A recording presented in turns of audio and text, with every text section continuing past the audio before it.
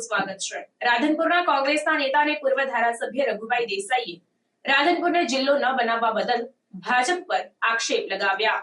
પાટણ જિલ્લાના રાધનપુર ખાતે રાધનપુર વિધાનસભાના પૂર્વ ધારાસભ્ય અને કોંગ્રેસ નેતાએ ભારતીય જનતા પાર્ટીના નેતાઓના નામ લીધા વગર રાધનપુરને જિલ્લો ન બનાવતા છેવાડાના વિસ્તારને જિલ્લો ન બનાવવા બદલ આક્ષેપ લગાવ્યા હતા। રાધનપુરની જનતા સાથે અન્યાય કર્યો હોય તેવા આક્ષેપ લગાવવામાં આવ્યા। રાધનપુરને પણ જિલ્લો બનાવવો જોઈએ અને રાધનપુરની અંદર એક જિલ્લાને જોઈતી તમામ સુવિધાઓ જિલ્લા કલેક્ટર કચેરીઓ, નેશનલ હાઈવે તેમજ સિવિલ હોસ્પિટલ તથા યુનિવર્સિટી બનાવવામાં આવે તેવી સરકારી જગ્યાઓ, તેમ છતાં રાધનપુરને જિલ્લો નહીં બનાવવાના પૂર્વ ધારાસભ્ય રઘુભાઈ દેસાઈ દ્વારા ભાજપ પર આક્ષેપો કરવામાં આવ્યા હતા। રિપોર્ટર વસંત કડિયા, સેક્યુલર ગુજરાત ન્યૂઝ, પાટણ। રાધનપુર જિલ્લો બને એવી ઘણી ઈચ્છા હતો, પરંતુ જિલ્લો બન્યો નથી। શું કહેવા માંગો? રાધનપુર કાયમ માટે જિલ્લાના લાયક જ હતું। રાધનપુરનો કમ્પલસરી અન્યાય કરવામાં આવ્યો।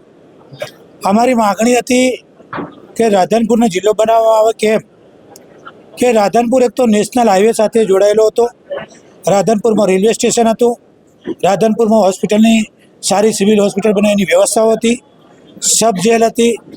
રાધનપુર બધી જ રીતે જિલ્લો બનવાના લાયક હતું, પણ રાજકીય કિન્નાખોરીના ભોગના લીધે આજે રાધનપુરનો વિકાસ અટકાવવા માટેનું ષડયંત્ર રચીને રાધનપુરને જિલ્લો બનાવવામાં આવ્યો નથી, જેના સામે મારો ખેદ છે। રાધનપુરની પ્રજા સાથે, રાધનપુરના વિસ્તારના લોકો સાથે આ હળહળતો અન્યાય છે। અમારી લાયકાત હોવા છતાં છેક ભારત પાકિસ્તાનના અને રાજસ્થાનના બોર્ડરે આ થરાદ જિલ્લો બનાવવામાં આવ્યો અને રાધનપુરને હળહળતો અન્યાય કરવામાં આવ્યો છે।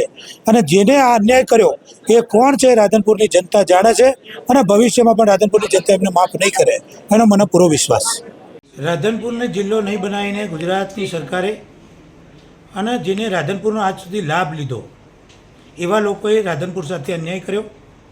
રાધનપુરમાં બધી જ વ્યવસ્થાઓ હતી, નેશનલ હાઈવે હતો, રેલવે સ્ટેશન હતું, રાધનપુર જોડે સિવિલ હોસ્પિટલ બને એવી રેફરલ હોસ્પિટલ હતી, સાથે કલેક્ટરને બેસે એવી બધી જ વ્યવસ્થાઓ હતી, સરકારી જમીનોમાં યુનિવર્સિટી બનાવી હોય તેની વ્યવસ્થાઓ હતી, ડેરીઓ બનાવવી હોય, સહકારી સંસ્થાઓ બનાવવી હોય, બેંક બનાવવી હોય એના માળખા માટેની વ્યવસ્થા હતી। છતાં પણ આને ડિસ્ટ્રિક્ટ નહીં બનાવવાનું કારણ રાધનપુરના લોકોના સાથે હળહળતો અન્યાય અને રાધનપુરનો વિકાસ અટકાવવાનું ષડયંત્ર, જેને રાધનપુરે મોટા બનાવ્યા એવા લોકોએ જ કર્યું। ફક્ત ધારાસભ્ય નાચવામાં જ રહ્યા અને અમારા આખા વિસ્તારના સૌથી મોટો અન્યાય થયો છે, જેના પાછળનું મૂળ કારણ કે રાધનપુરમાં જે લોકોએ મોટા કર્યા એને જ રાધનપુરના અન્યાય કરીને રાધનપુરને નુકસાન કર્યું છે। લોકસભા પણ ભાજપ અહીંયા રાધનપુરના લીધે જીત્યું, વિધાનસભા પણ ભાજપ જીત્યું, છતાં રાધનપુરના હળહળતો અન્યાય કરવામાં આવ્યો છે, જેના સામે મારો સખત વિરોધ છે। અને રાધનપુરની પ્રજા સાથે આ કરેલો અન્યાય કોઈ પણ વિસ્તાર અમારો ઇતિહાસ આજ પણ યાદ રાખશે અને ભવિષ્યમાં યાદ કરશે, અને રાધનપુરની પ્રજા કોઈ દિવસે આ હળહળતો અન્યાય ભૂલશે નહીં। સમાચારોની અવનવી અપડેટ્સ માટે જોતા રહો સેક્યુલર ગુજરાત ન્યૂઝ। સાથે સેક્યુલર ગુજરાત ન્યૂઝ ચેનલને લાઇક, શેર અને સબસ્ક્રાઇબ કરો અને બેલ આઇકોન દબાવીને સમાચારોની ઝડપી માહિતી મેળવો।